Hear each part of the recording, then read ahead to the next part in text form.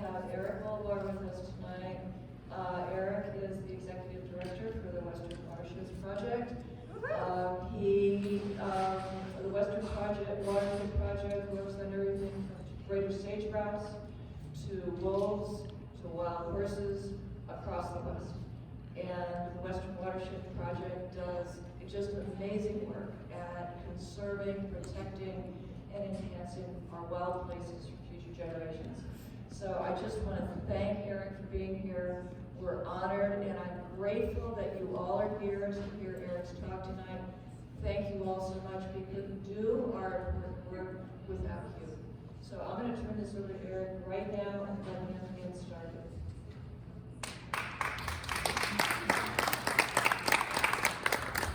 Well, thank you, Delia.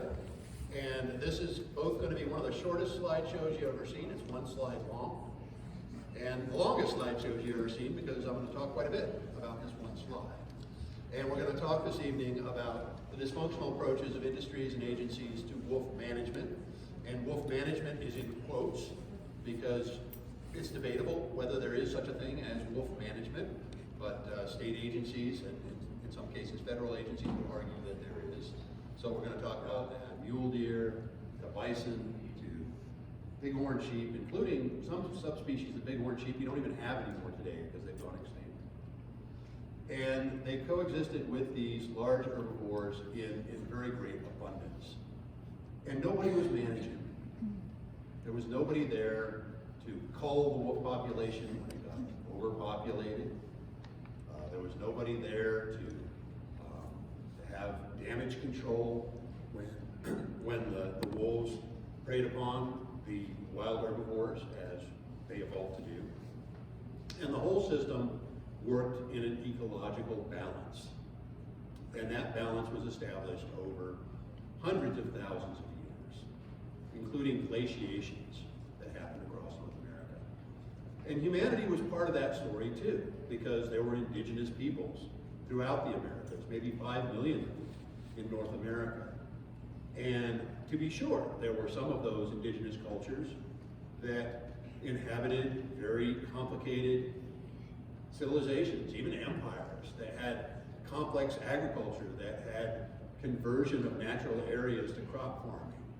But most of the North American continent, according to the early European explorers, was inhabited by largely nomadic indigenous peoples that moved from place to place, that subsisted by hunting and gathering, and they were part of the ecosystem.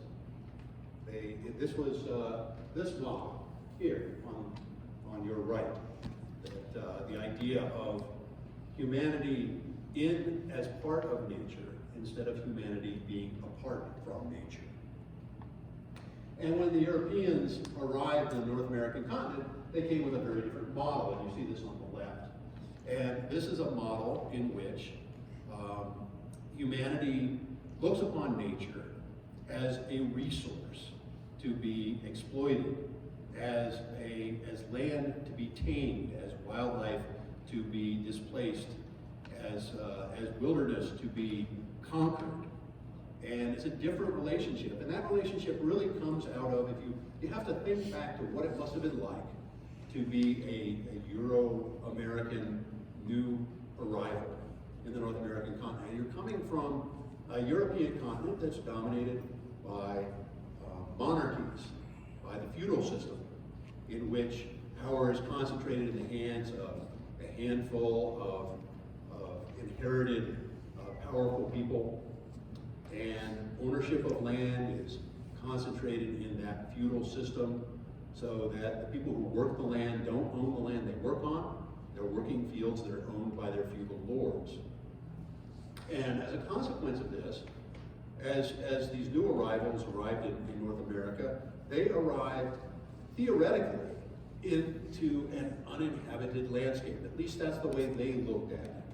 They did not see the indigenous peoples of North America as being landowners, and indeed the indigenous people themselves thought that the idea of owning the land was somewhat absurd, because they believed that they belonged to the land and not that the land belonged to them. And so when these different colonizing powers arrived from Spain, from Portugal, from England, from Holland, and came to North America and planted their flags and claimed the land in the name of the crown, this was an entirely foreign concept to people who lived here. And it was a concept that really entailed having a relationship with nature that was one of domination, and one in which God himself, and I'll say himself because that's the Judeo-Christian tradition, it was held by the early colonists, God himself created the land for humans' use and benefit. And if we were, as humanity, not to cultivate the land and make it productive, that would be a waste of the land and the resources that were put there by God for our use and benefit, and therefore an offense against God himself to do this. And that was the belief system that the European colonists brought to them, to North America. Now, the Native American tribes and bands and civilizations that were here at the time largely believed that they were related to all the other species of animals and even plants.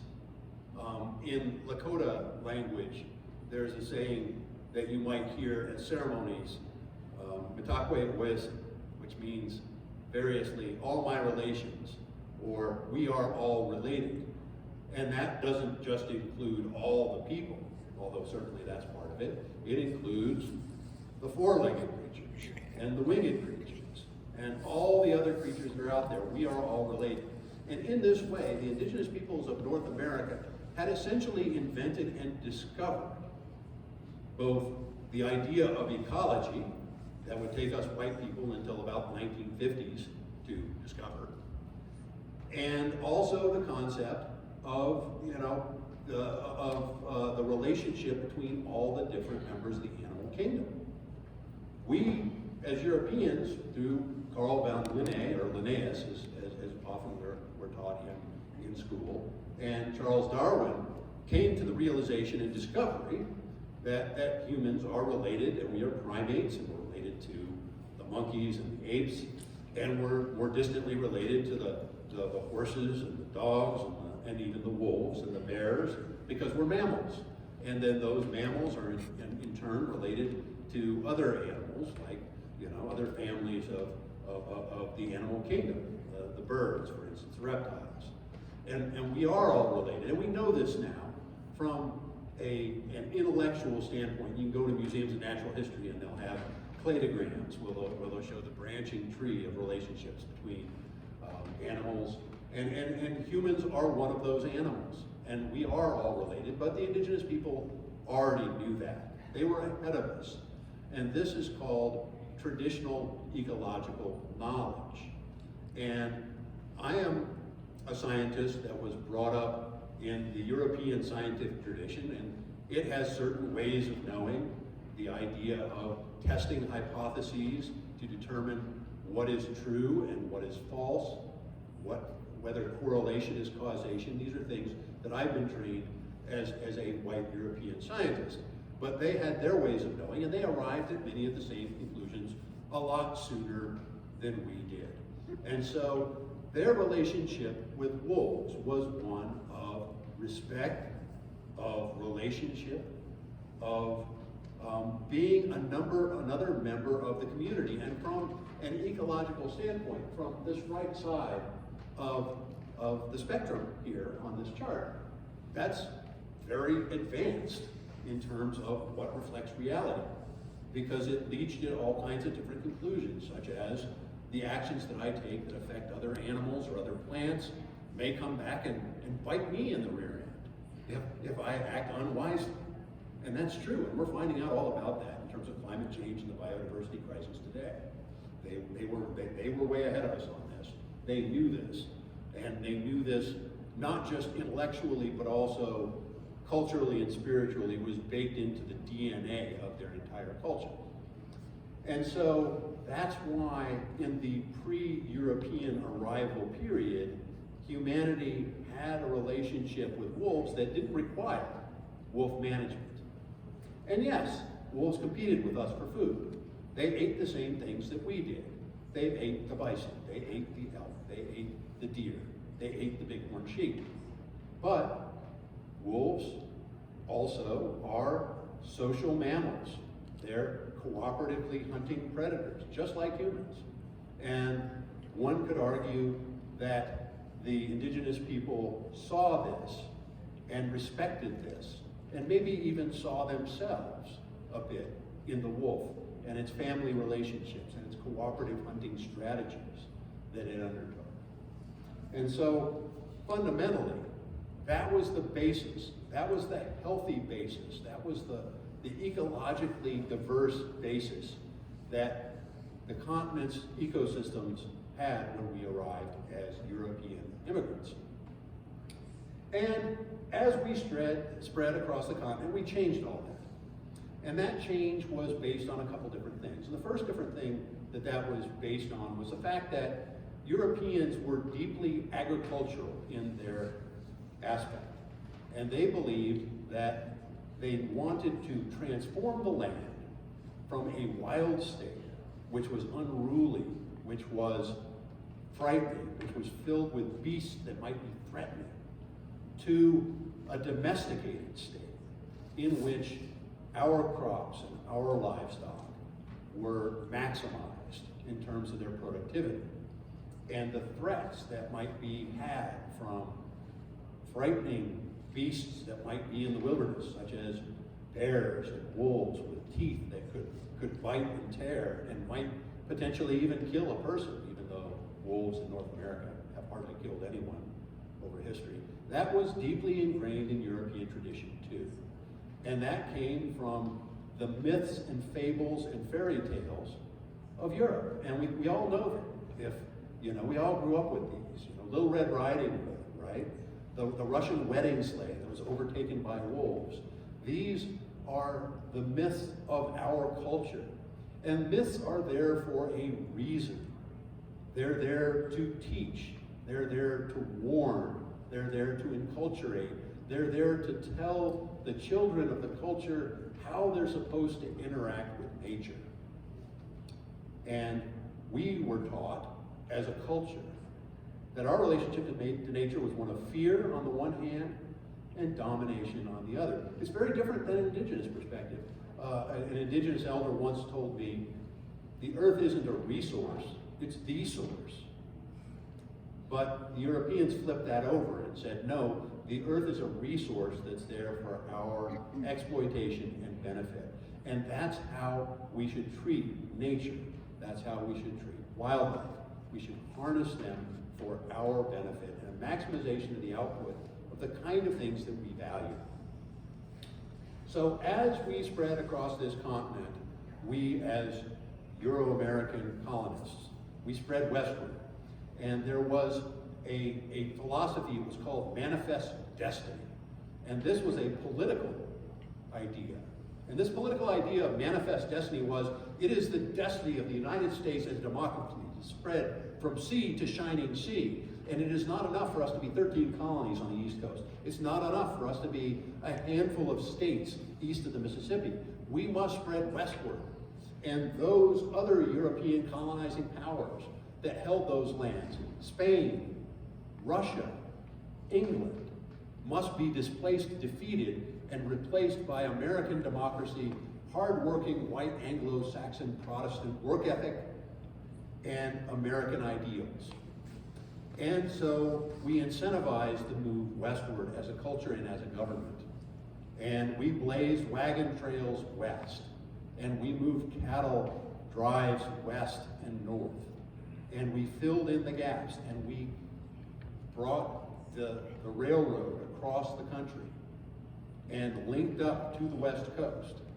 And we conquered those European powers, or we made treaties with them so that they ceded the lands between the original colonies and the Pacific Ocean so that we could have political claim to these lands. But still, there were indigenous people who lived there, who thought it was their land, or at least they belonged to those lands, and who resented the idea of having Euro-American settlement move west into those areas. And so some of them engaged in treaties where they ceded lands, thinking that, you know, if they just gave like the Euro-American colonists the lands that they wanted today, that they'd leave them alone tomorrow. And that turned out to be a short-sighted view, I think. That was not how things worked out for those indigenous people. And our agricultural might spread itself slowly westward. And the Homestead Act was a really important first step in how to do it. And the government basically said, we're going to allow any settler to go west, claim a plot, originally 160 acres, later expanded to 320, later expanded to 640 under a series of homesteading acts over time. And you can claim that, and it can be yours, and we're going to give it to you for a pittance. And all you have to do is go out there, build a home on it, improve the land, in other words, turn it into agricultural land, and the title will be yours. Now imagine if you're an immigrant from Europe, and you have come from this feudal system that is now transforming into an industrial economy, where it is basically impossible to own land. You can't do it. You're coming to the West, and you see there's an opportunity for free land out there for you. You're going to go and you're going to grab your piece of the pie, and you're going to do what it takes to improve that land so that you can then have title to it. And that's how the West was settled and privatized. And so in the Plains states, there were fertile lands where you could farm. And in the Intermountain West, there were arid lands where farming is pretty hard, maybe even futile. But you could raise livestock. And so out west of the Continental Divide, the pattern was that you homesteaded all of the bottomlands, the areas that have springs, the areas that have streams. You control the water, and then you have free access to graze all the public land, the public domain that surrounds that. And so while we were doing this, the first step was to displace the indigenous people. But that entailed getting rid of the buffalo as well, because the buffalo were the staff of life for the Plains tribes, and even into parts of the Intermountain West. And as long as you have this way for the indigenous tribes to have an economy that is based on the bison, they can remain there and they can resist the colonization of the West. But, as Napoleon pointed out, an army runs on its belly. And this was a lesson that was brought forward in the Civil War during Sherman's March to the Sea, in which Sherman decides, by golly, we're going to not just invade and have a series of battles and move through, but we are going to burn as we go and gut the Confederacy's ability to sustain itself, to feed itself, to have an economy. And it was a sort of a scorched earth form of warfare that was being invented. And that was then brought forward by President U.S. Grant. When he became president in the 1870s, he made an official U.S. policy that we are going to get rid of the indigenous people by taking away their food stock.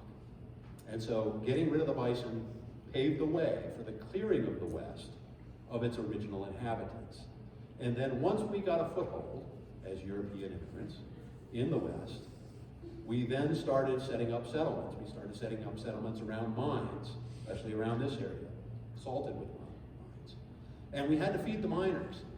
And our initial relationship with wildlife was one of, let's shoot them to feed ourselves. And we had market gunners that would go up into the hills with wagons and shoot as many bighorn sheep as they could, as many elk as they could, as many deer as they could, as many pronghorns as they could, as many sage grouse as they could, and bring those wagon loads full of food down into the mining communities or down into the ranching communities, sell them for people to sustain themselves it was free meat, basically. And we wiped out just about every species of large herbivore. In Colorado, elk were entirely wiped out. There were none left. In Wyoming, the elk were wiped out across the state, except for a few elk were left in Yellowstone National Park. In Montana, elk were largely wiped out. In Idaho, largely wiped out. Throughout the entire West. And later on, we had to reintroduce elk from Yellowstone and from Jackson Hole back into the other parts of the West, and those are the basis of the herds that we have today. These herds that we have of elk in Colorado are not herds that were here from time immemorial. These are reestablished, reintroduced herds because we have wiped them out. And along the way, we were wiping out the wolves as well. And throughout the West, wolves were seen as competition for meat primarily. And so you want to shoot them whenever you can, opportunistically. And even when Yellowstone National Park was established in the 1870s, in the 1870s there was no National Park Service. There were no park rangers. They didn't exist yet. And so it was the Department of the Army that was managing Yellowstone National Park. And the Army had a post in Yellowstone National Park and a detachment of infantry that was stationed there to manage the park. And in part, they were there to manage the tourists and make sure they weren't throwing chairs into geysers to watch them get shot up into the air. And the other things that the tourists do.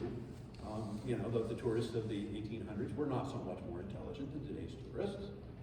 And they were also there to protect the animals that were there, because they had some of the last bison that were there. They had some of the last elk that were there. They were really worried they were going to go extinct.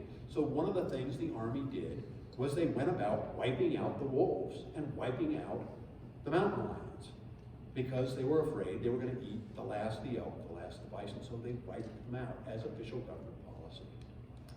And throughout the West, our relationship with wolves during this period was one of animosity, but one of sort of passive, unorganized animosity. And so we decimated the wolf populations, but there were still wolves throughout the West. And it really wasn't until 1915 that the U.S. Congress got in the business of appropriating funding to actually get rid of wolves. And this is when the bounties, the federal bounties on wolves really got rolling. The idea of paying people to shoot wolves out. And the idea was to drive wolves extinct, because by this time, big cattle operation for moving into the West, there were big sheep operations moving into the West. Wolves would take those livestock from time to time. And anything that takes your property, by God, you're going to get even, right? You're going to get those wolves, and we'll run those wolves right out of the country, was the attitude at the time.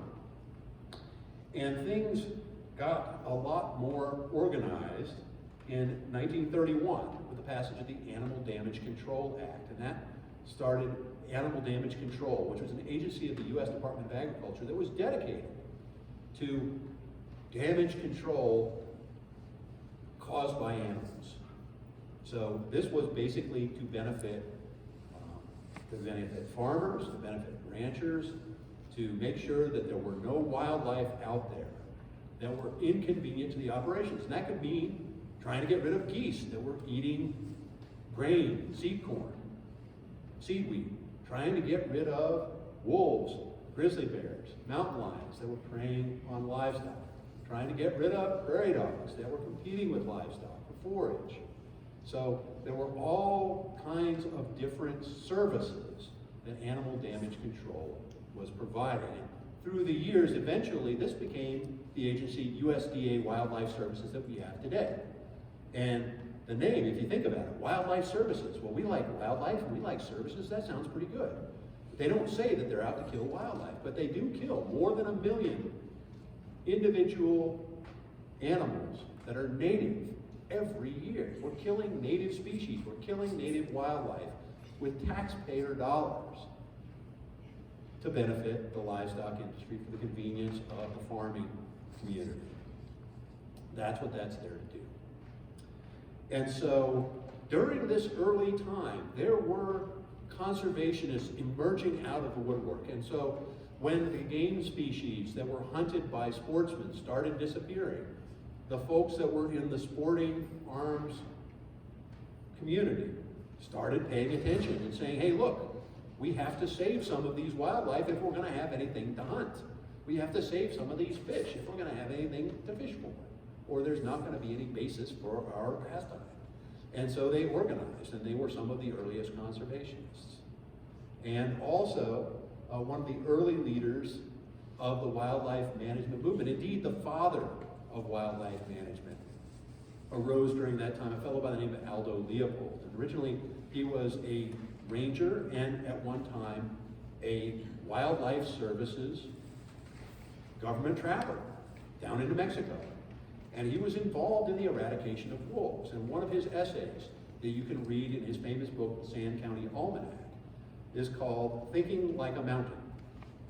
And in that story, he relates how he was one of these government trappers set out to eradicate the last of the wolves, and how he shot a female wolf, one of the last of its kind, in the Gila wilderness, and how he watched the green fire in that wolf's eyes die out, and how he came to the recognition in that moment that maybe the mountain didn't agree that killing the wolves was the right answer. And maybe the overpopulation of deer that happened and the damage to the range that occurred in the following of the eradication of the wolves was not a good thing for the land. And he was the father of wildlife management, but also he was one of the original ecologists. Even though the term ecologist really didn't exist yet, he was one of the first, and he was advocating this way of looking at the world. Not that humanity is supposed to be dominating and manipulating and controlling every aspect of nature, but instead that maybe we should have wild, self-willed nature somewhere out there, and that's a value as well. Even though in many respects he was a product of this kind of way of thinking. You know, he talked about split rail values too, which is how we've always done it, Western traditions. He valued those as well. So he was very much a complex character, but he is credited with being really the father of wildlife management and the father of ecology. And as we moved forward through the years, the trajectory of the West was a place that got settled, wilderness that got diminished, wild places that shrank. Wolves went extinct, the last one in Colorado in 1945. But all across the West, wolves were driven extinct until there were no wolves left anywhere in the western United States. There were still a few up in northern Minnesota because they couldn't quite keep them from coming in from Canada, because Canada had a whole boreal forest full of wolves. But in the western United States, wolves were gone. Grizzly bears, except for Yellowstone and Glacier National Park, were gone. Mountain lions were darn scarce, pretty much everywhere. We also had war against coyotes. Boy, howdy did that not work. The more we killed those, the more they expanded and populated. But by the time that I became a student of wildlife biology at the University of Montana, the West was a pretty tame place. There were no wolves to be found.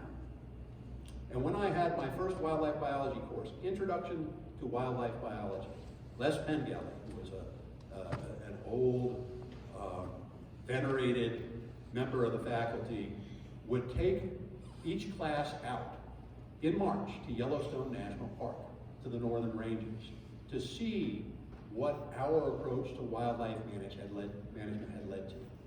And what we saw as we strapped on our cross-country skis and skied out onto the slopes of the northern range, which is immediately south of Gardner, Montana, was a landscape that was so overpopulated by elk that it was dotted with the carcasses of dead bull elk. And it was always the big haremasters that died, always the big haremasters. And there's a reason for that, because during the fall, when elk or moose or any other cervid starts getting into the rut, they stop eating, okay? They stop eating and they expend an enormous amount of energy fighting for dominance and control of a harem so that they can be the ones to breed. And we all saw Marlin Perkins and Wild Kingdom when we were kids, many of us did anyway, and he would say things like, you know, these animals don't really hurt each other in these fights. And this is really for show, and it's just to determine which one's more dominant. Well, I can tell you as a published moose biologist that, by golly, these animals are trying to kill each other when they're in these dominance fights. And Marlin Perkins must have been out seeing the pre-rut when they're just testing themselves to see how big their antlers are. Because it's like two bulldozers going at it for the death when these big ungulates go at each other. So this is serious stuff. At any rate, we skied from 7 and 8 point dead elk to 7 and 8 point dead elk. And Les Pengelly would lecture us on how overpopulated that elk population had become and how it had damaged the range. It had fundamentally destroyed the native perennial bunch grasses that sustained it. It had lowered the carrying capacity of the range for elk from a high level to a very low level.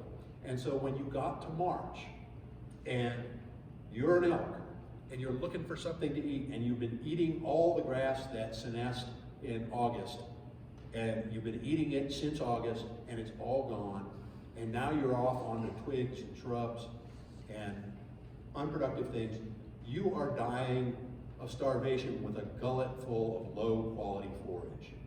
That's what you're doing. And it's because nature was out of balance. And in 1995, wolves were reintroduced into Yellowstone. And they did not by themselves restore the balance of the northern range. There was certainly increased human hunting pressure on elk that contributed mightily toward that as well. But ultimately, over time, what the wolves reestablished is what is now called a landscape of fear, in which the elk no longer congregated in the open meadows in large herds, but they dispersed up into the timber to try and escape detection in order to try and escape from their predators. It was a more dynamic system, and that took the pressure off the bottomlands. And when the pressure came off the bottomlands, all of a sudden, you no longer have massive herds of ungulates crowding the streams and wiping out the willows. You no longer have elk eating up all the young aspen saplings. So you started to have aspen regeneration in places where you hadn't seen regeneration for 50 years. And you started to see, with the regeneration of the aspen and the regeneration of the stream sides, recovery of the streams themselves, recovery of beaver, recovery of streamside songbirds. Many other species benefited. And also with the wolves' return, you also had benefits for grizzly bears that can now steal wolf kills. You had benefits for wolverines that could now scavenge kills of grizzly bears and wolves. You had other kinds of species that were moving in and having benefits as well. So there was a whole what's called a trophic cascade effect, where having the reintroduction of that top predator, that top carnivore, the wolf, had effects on the next tier, which had effects on the next tier, which had effects on the next tier, all the way down to the grasses, the shrubs, and the trees. And there have been about 38 studies in Yellowstone that have documented this trophic cascade, and in fairness, there are 3 of them that dispute it and say it's not so. But I think overwhelmingly it's now looked at as a consensus in science, moving beyond a hypothesis toward a theory that wolves have that important role. And it's not necessarily that they're controlling the populations in Yellowstone of elk by themselves. They're not. It's that they're changing the dynamics of how the herbivory happens on the ecosystem.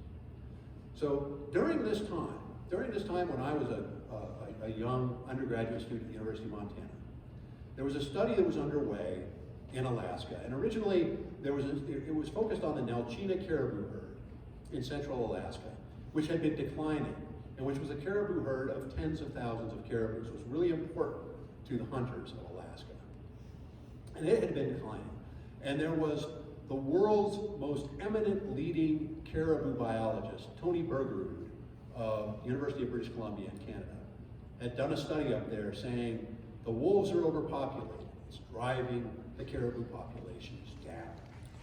And everybody believed it because that would naturally fit right in to what we as Europeans thought about wolves and predators generally, which is that they're a threat, they're inconvenient, they're an obstacle to productivity, and they're in the way of what we want. And so it was widely accepted. And then there was a Forest Service biologist out of Anchorage by the name of Vic Van Ballenberg. And Vic Van Ballenberg took a look at the data that Tony Bergerud had presented. And he looked at the patterns of weather and the patterns of hunter-harvest.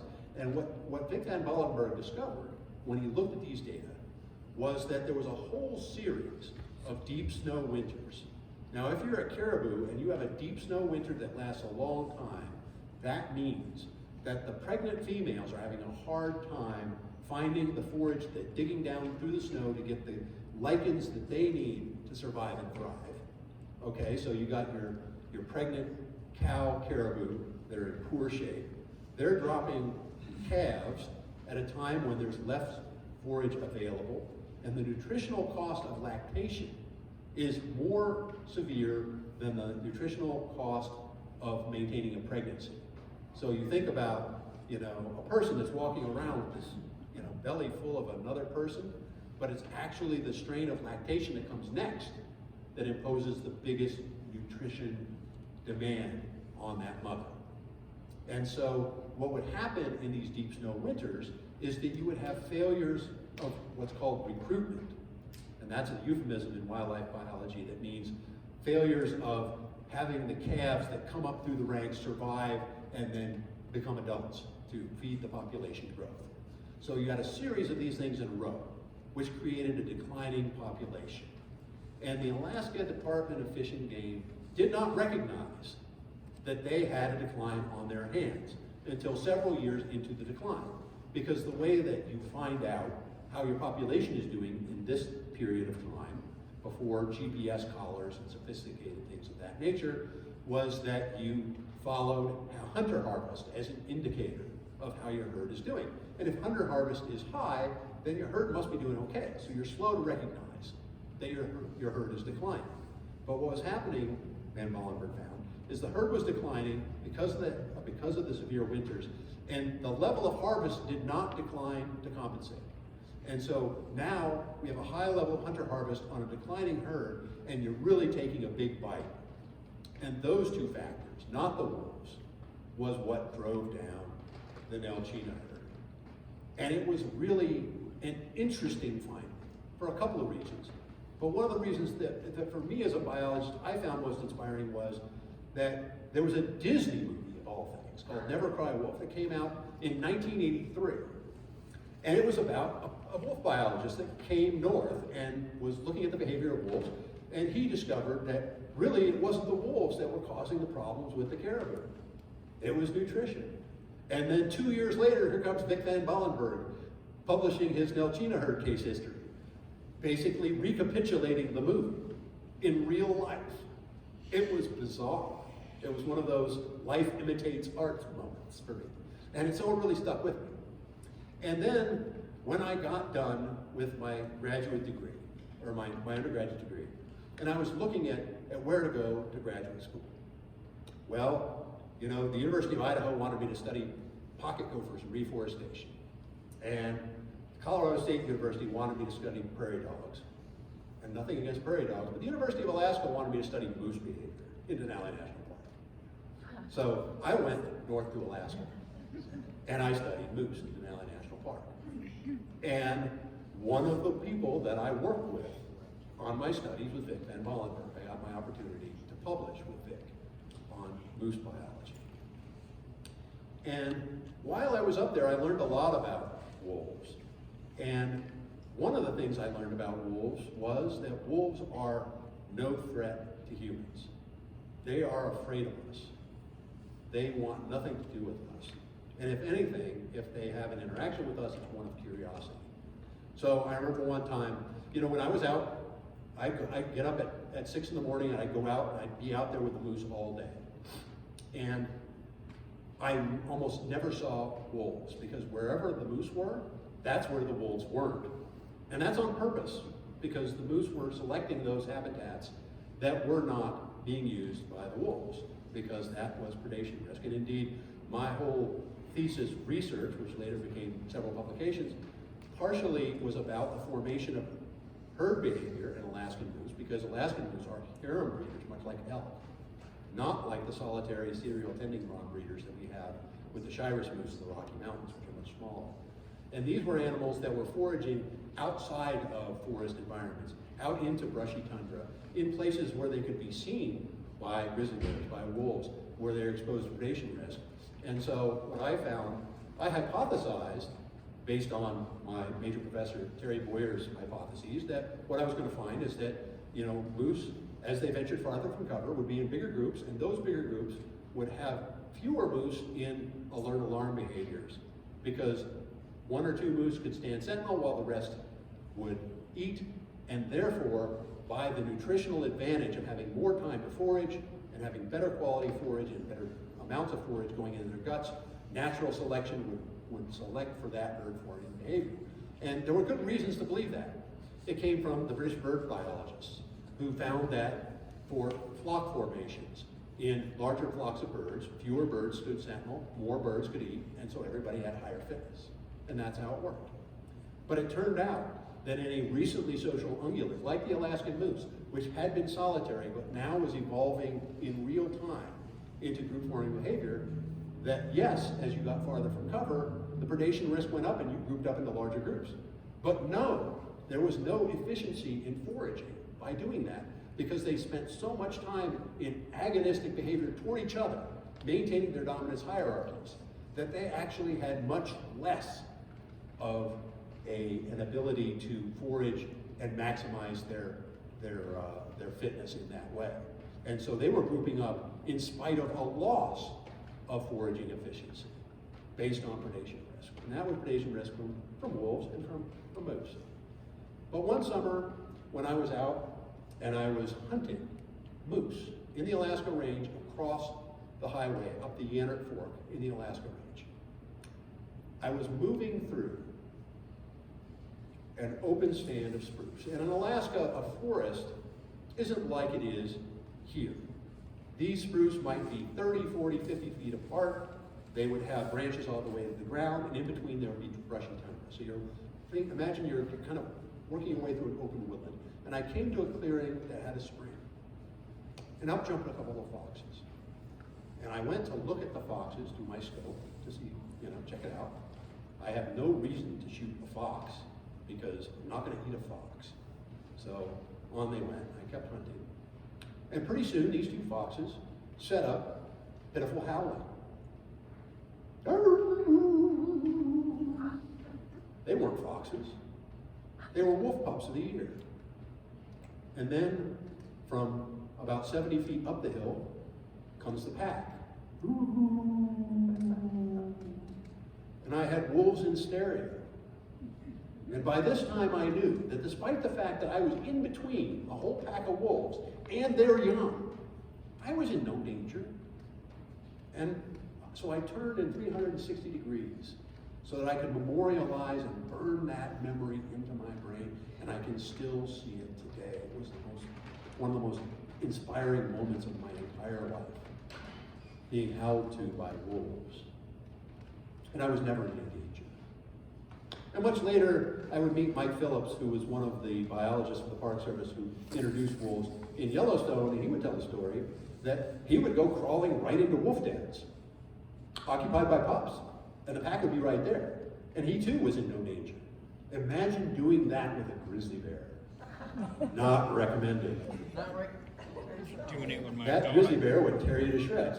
And it's not because the wolves couldn't do it.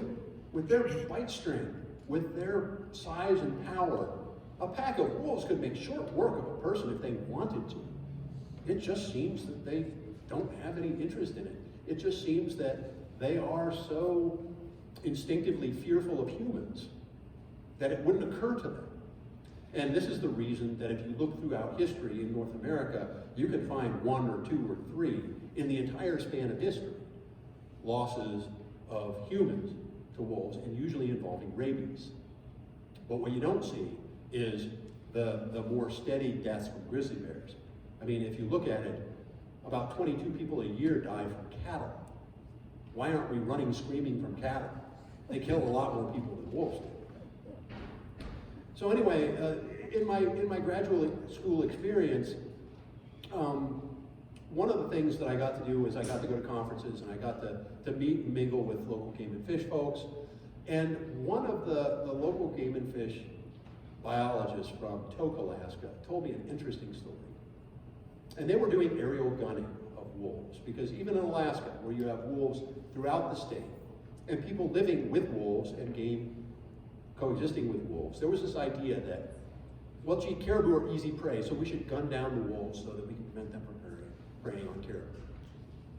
Well, the game and fish biologist told me a story of an aerial gunning incident in which there was a pack that had been specializing in catching moose. And moose are dangerous prey. I mean, they can fetch you a kick with their leg that could break the back of a wolf very easily. And indeed, once they did a necropsy of a wolf that was run over on the Alaska Highway just outside of Denali National Park, and found that wolf had 26 healed broken bones. I mean, it's hazard pay going after moose. It's big time dangerous. And yet this wolf pack had figured out a way to do it. Well, ADF&G had flown this pack and done a little aerial gunning, and they had shot a wolf. And that pack had been a moose specialist pack. And the wolf that they shot was what the biologist, one of the other biologists in that department, called the nose wolf. And this wolf was the wolf that would run in at the moose, leap up, grab the moose by the nose, and weigh it down with 125 pounds of wolf. So the moose couldn't rear and flay and deal out death with its forefeet, right? And so then another wolf could come in and grab the rear haunches and weigh down the rear haunches, and then the others could come in at the neck and the withers and the belly and finish off the moose. So they had this whole teamwork approach. Well, they killed the nose wolf. And there was no other wolf in that wolf pack that could sub in and be the nose wolf. It was a specialized enough knowledge that only that wolf could do it. So the wolf pack switched to caribou because they were easier. And the irony was that ADF&G were aerial gunning the wolves to reduce predation on caribou. And they had inadvertently switched the wolves from focusing on moose to focusing on caribou. So that's unintended consequences. And that's something that as a wildlife biologist happen all the time. And another thing that happened while I was in Alaska, I went to the Alaska State Chapter of the Wildlife Society's annual meeting. And it was really interesting to me. And one of the topics was, there was this guy that was bringing forth this idea of principles of wildlife management by the name of Val Geist. He was a Canadian biologist. And I remember at the time, not knowing very much about this, not being very impressed by it at the time, but thinking, yeah, you know, I'm a behavioral ecologist of large herbivores. I've read Val Geist's work. He's a real second-rate biologist, and maybe he's not even a real biologist. You know, I've read his studies. He doesn't actually use statistics to test hypotheses. He's really more of a natural historian, and that's good as far as it goes. And he was studying bighorn sheep in the Alberta Rockies. And, you know, I mean, his natural histories were informative. And, you know, as a behavioral ecologist, I appreciated them. But I didn't think they were very strong science. And I thought, you know, what's the big deal? Because this guy is being treated like some kind of god. And every grad student in this room is a better scientist than Val Geist. So what the heck's going on there? I didn't really understand it.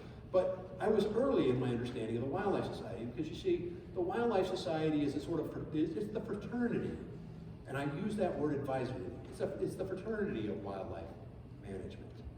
And it's part scientific society, but it's also part religious institution, holding the dogma and the traditions of wildlife biology. And it's also part rod and gun club, where biologists can get together and swap hunting stories and have game feasts. And we did, right? I mean, it's all those three things. It's not, really strictly speaking, just a scientific society. And it turns out that Val Geist, in years that followed, because this was the early 1990s, would come up with what's now called the North American model of wildlife management. And the North American model is something that, you know, on its face, seems like a pretty reasonable thing. I mean, it has 7 tenets. The first one is wildlife is a public trust resource. Well, that sounds pretty reasonable. Belongs to everybody, okay? That sounds like a good idea. Second, elimination of markets for wildlife. And this is a reaction to the market hunting back in the 1800s that wiped out so many large herbivore species. But by the way, there was a loophole saying, but trapping's okay because it's carefully regulated. even though that's certainly commercialization of wildlife. Third, allocation of wildlife is by law. So in other words, regulations, laws govern it. That sounds reasonable. Wildlife can only be killed for a legitimate purpose. You wouldn't want to have wanton waste of wildlife. Wildlife are considered an international resource. Well, of course they don't respect the international boundaries that we set up as political things. And science is the proper tool for the discharge of wildlife policy. And, you know, as a scientist, that certainly appeals to me. And seven is the democracy of hunting. And that is a reflection against the European model in which hunting is the province only of the feudal lords.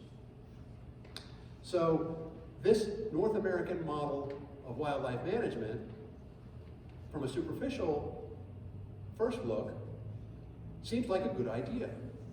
But if you look deeper, it's going towards this model. It's based in an agrarian understanding of wildlife. It's basically wildlife being a resource, and the underpinnings of this North American model are that wildlife management agencies should look upon wildlife as a crop to be harvested so that you can then gain license fees, so that you can then sustain your wildlife management agency. So it's really about commodifying wildlife and turning them into that resource.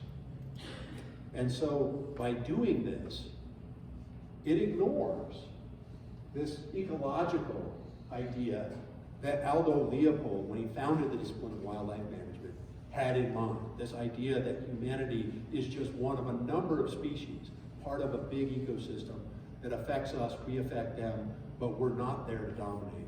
The North American model is a very different thing. And that is informing all of the wolf management policy that we see today. Because one of the primary questions is, what are the big game species? And I use big game advisedly because that's how these wildlife biologists in these management agencies are thinking of them. They're game animals to be hunted, tags to be sold. How many of these commodities can we produce? And wolf management, as it's sometimes called, comes in the context of this. And there is a sense that because wolves are predators on elk, on deer, on the other species, bighorn sheep, that are sold for tags and pursued for sport, therefore, wolves are bad. And we have to get rid of the wolves. And if we can get rid of the wolves, then we can have all of the quote-unquote harvestable surplus, because these wildlife populations are seen in those terms. It's a very crop-oriented type of thing. You have yield curves. You have, you know, this concept that this is something that we are going to almost farm into existence, even though these are wild animals. And we're going to do it by managing the number of hunting tags and where we have them, the length of the hunting seasons. But at its root, and this is the other thing that you should understand about wildlife management. Wildlife management, 90% of it is not about managing wildlife. It's about managing humans. It's about managing hunters. It's about managing fishers. These are the things that wildlife managers actually can manage, are capable of managing. In terms of wildlife populations, we're lucky if we have a very good population estimate, even today, with all the technology that we have. We're lucky if we really understand how many are out there, and whether the recruitment, so to speak, or the calf production, the fawn production is going to sustain the herd and help it grow and sustain itself on the landscape. We are not capable of really getting down into that machine that is a complex native ecosystem and tinkering with it. We are just crude managers of human things. And so you can manage the things that affect habitat. You can manage the things that affect populations, but actually managing the population itself, that's beyond our reach. So let's talk a little bit about what we have learned from Yellowstone. And I'm going to read you some state wildlife statistics that we gathered together by Norm Bishop, who's another former member of the team that helped to reintroduce wolves into Yellowstone. And in Wyoming, in 1995, when wolves were reintroduced, there were 103,448 elk. By 2018, that number had grown to 110,000. So there were more elk in 2018 than there were before there were any wolves at all. In Montana, 109,500 elk in 1995, 2018, 138,470. So there were an additional almost 30,000 elk in Montana, now that we have thriving wolf populations. In Idaho, 1995, 112,000 elk. 2018, 120,000 elk. So more elk today. So when hunting groups, and I'm not going to use that generalization broadly, I'm going to say certain hunting groups, complain that the wolves are eating all the elk and the elk are going to disappear, that flies in the face of the actual numbers that have been developed by the state game and fish agencies, showing that there are more elk today than there were before there were no wolves. And functionally, the wolves, have not had a significant effect on the elk in terms of what's out in the landscape. Now, what about human elk harvest? Well, for Wyoming and Idaho, we have numbers. And in Wyoming, in 1995, 17,695 elk were killed. In 2018, that number is 25,000. So it's not even that the wolves were taking elk out of the mouths of hunters. They weren't. In Montana, 1995, 22,437 elk taken. 2018, 22,325. So there were fewer elk taken in 2018 than there were in 1995, but only 100 fewer out of 22,000. So that doesn't seem like a very significant drop. And so that's not a real issue. Indeed, today, Montana has 136,000 elk, 50,000 animals above the objective. In Idaho last year, farmers were demanding that depredations by elk of their crop fields be responded to by killing elk, even as agriculturalists in Idaho were saying there are too many wolves, they're killing all the elk. I mean, these absurdities are the absurdities of modern wolf management. And one of the things I want to drive home is that modern wolf management is not necessarily driven by science. It's not even driven by wildlife management. It's driven by politics. That's the fundamental reality.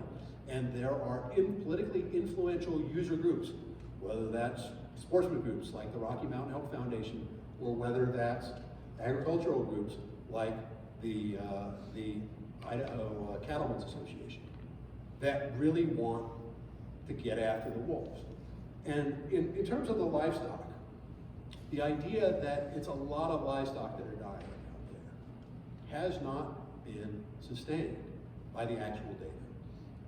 And so in the 3 states where the Northern Rocky Mountain wolf population had recolonized, Montana, Idaho, and Wyoming, the numbers had been crunched by a biologist by the name of Rob Wilgus out of Washington State University. And he crunched the numbers and he found that the act of killing depredating wolves resulted in the following year with more losses of livestock. And then another set of statisticians looked at his study and said, hey, wait a minute, you got it wrong, you used the wrong model, so we are going to redo the model. And they redid the model, and they found that, lo and behold, with increased wolf killing, you had increased livestock safety, not by very much, but by some. And then a third set of scientists came in and reviewed the data again and said, no, Wilgus and this second group of scientists both violated the assumptions of their model. They used an inappropriate model, both of them.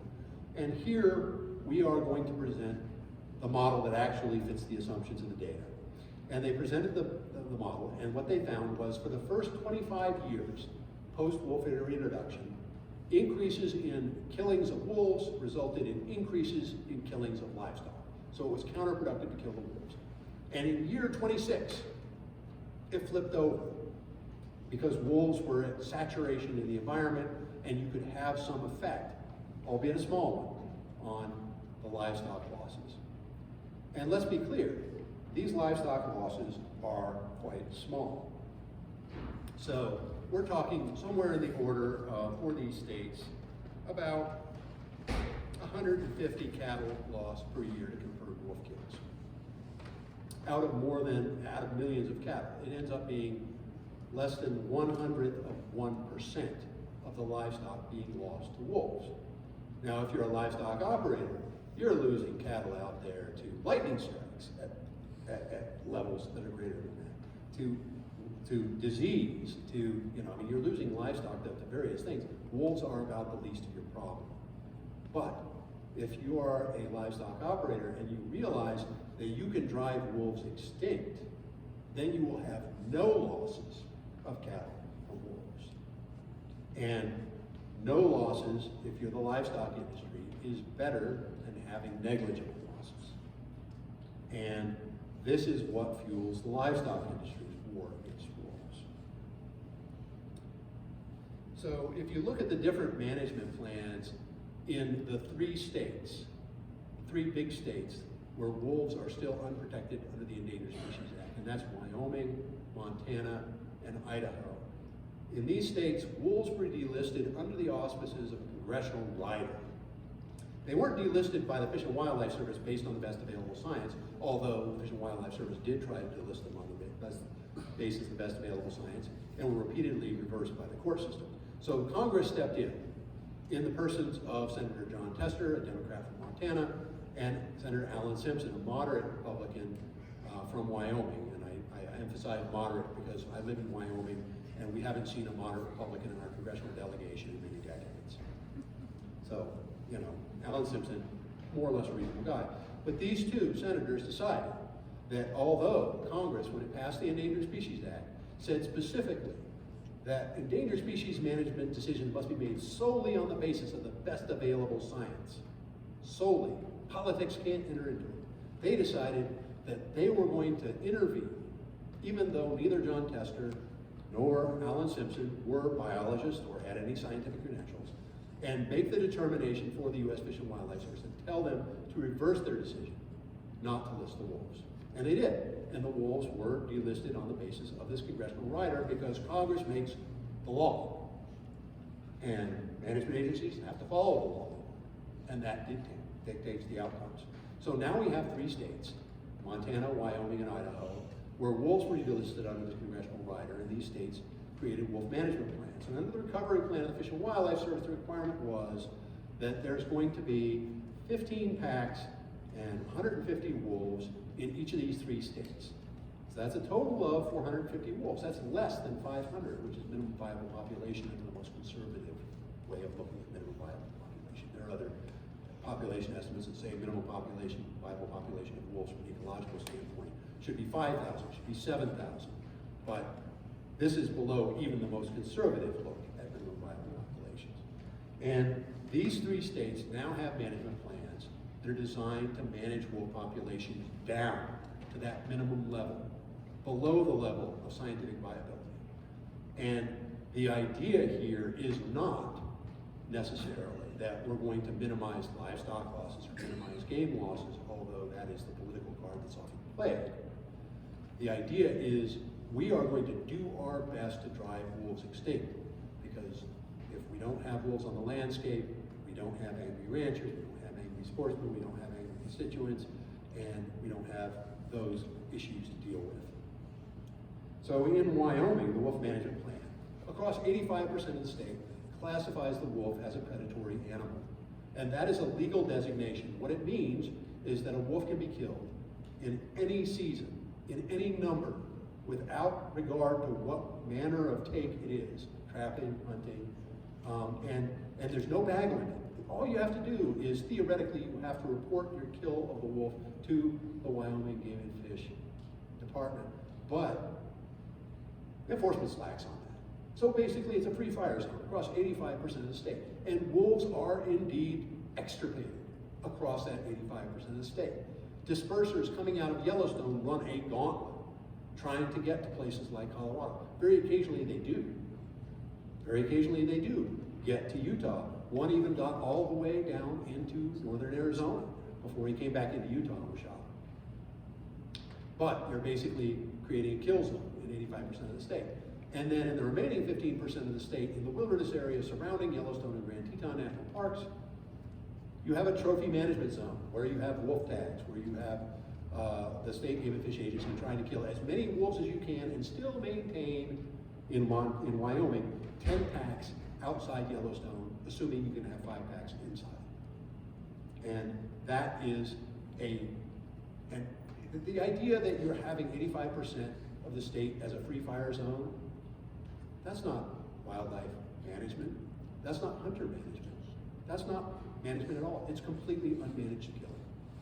That's what's officially authorized under the Wolf Management Plan. It is the antithesis of wildlife management.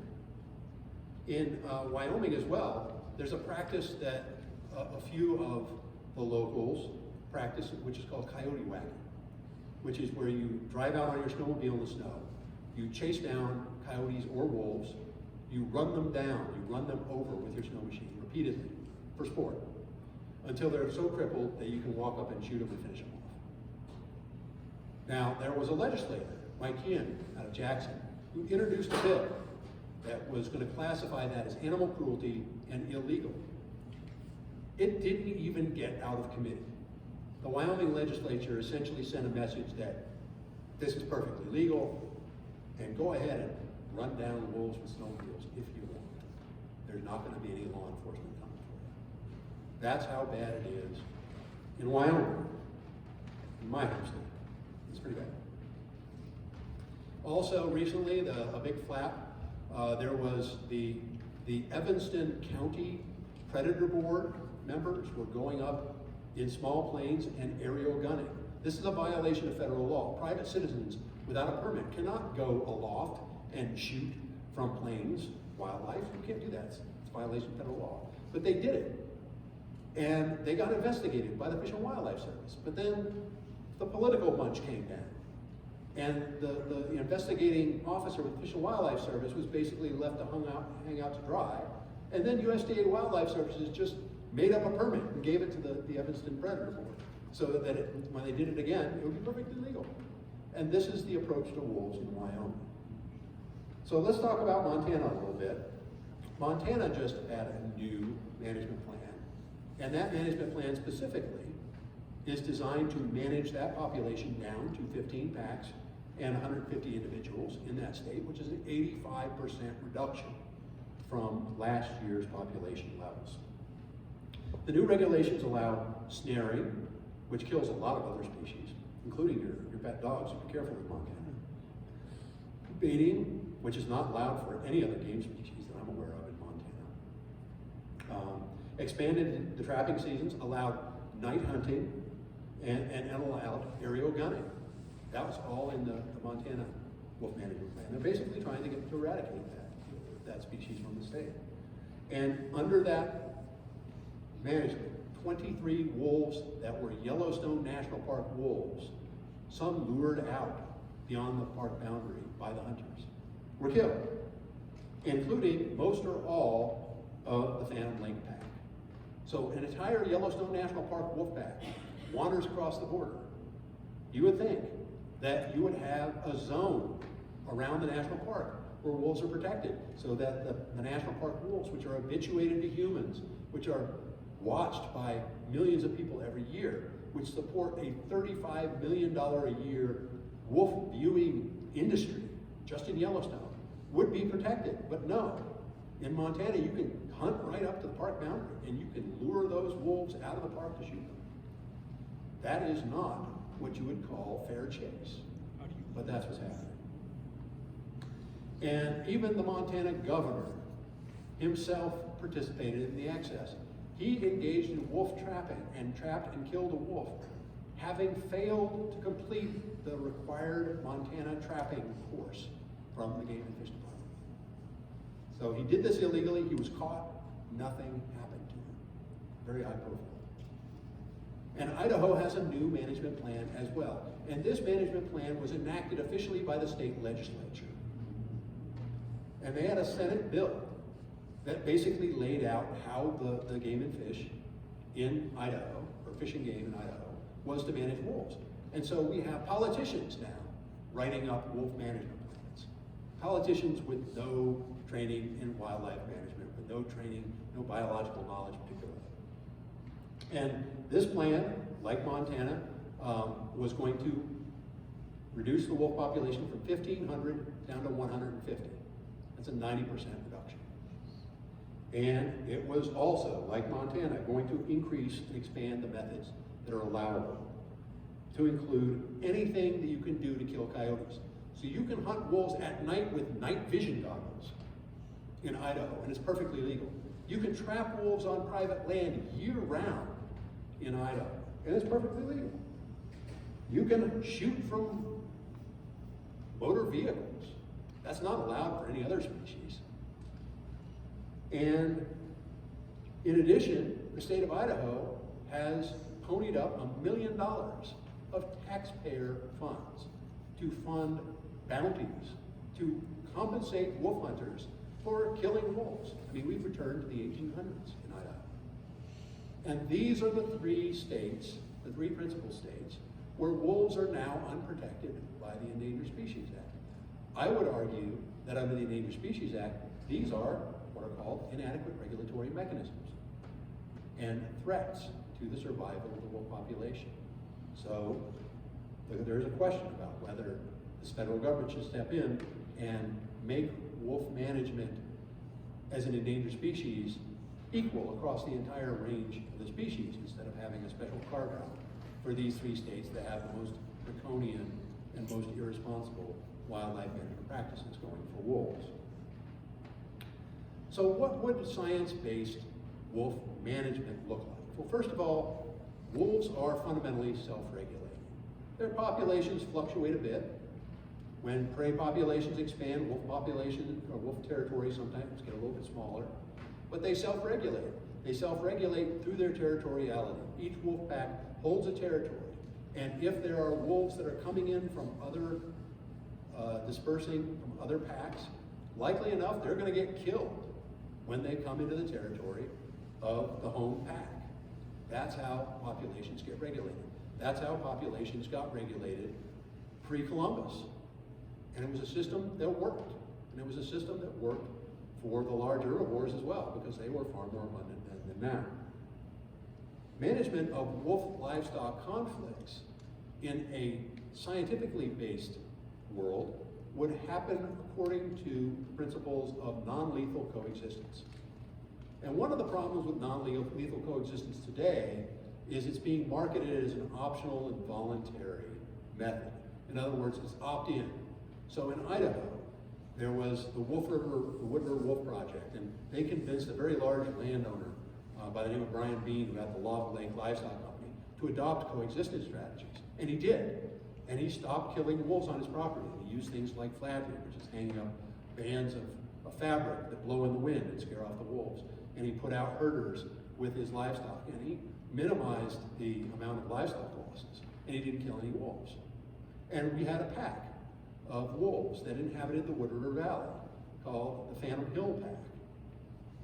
But Brian Bean was one of the only ones who was practicing coexistence.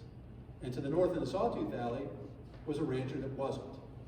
And he called in Wildlife Services, and they killed off the Phantom Hill Pack because that rancher was not practicing non-lethal coexistence. So if non-lethal coexistence is going to be a viable strategy, it needs to be applied across the entire landscape.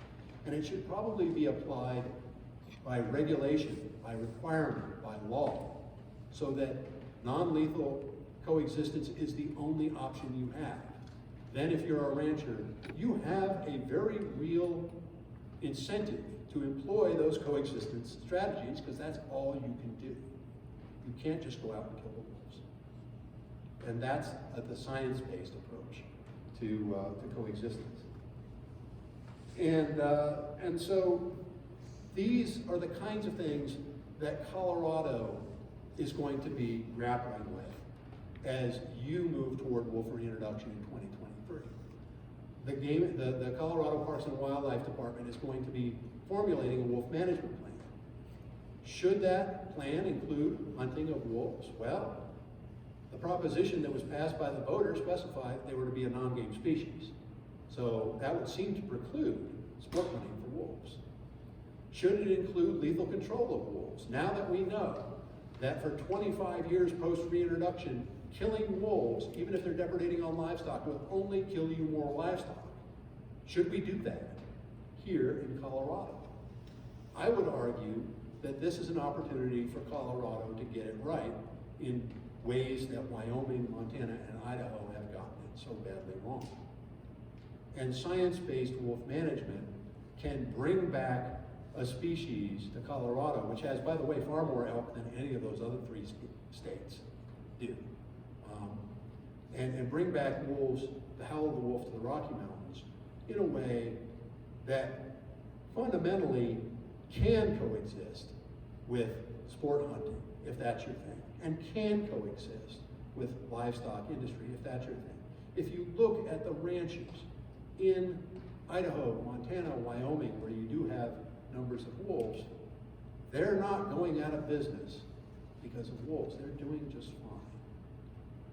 And this is the hopeful thing that I would hope that we can get to with wolves, so that we can get here with our wolf management, so that we can get to an ecological relationship with wolves and every other wildlife species.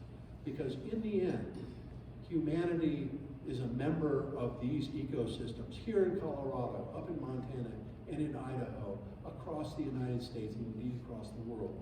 If we cannot learn how to coexist with nature and have a mutualistic relationship instead of a predatory or a parasitic relationship, a relationship that destroys the nature that sustains us, we are going to be on the list of species that declines toward extinction as well.